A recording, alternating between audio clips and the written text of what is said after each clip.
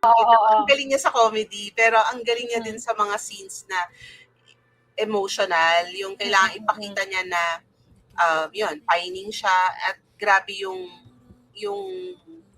naglalaban talaga yung puso niya at yung utak niya. Kasi, syempre, yun nga, ang alam niya is may asawa yung mahal niya.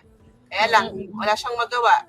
And may mga scenes talaga na, magugulat ka. Yung parang, ginawa yun.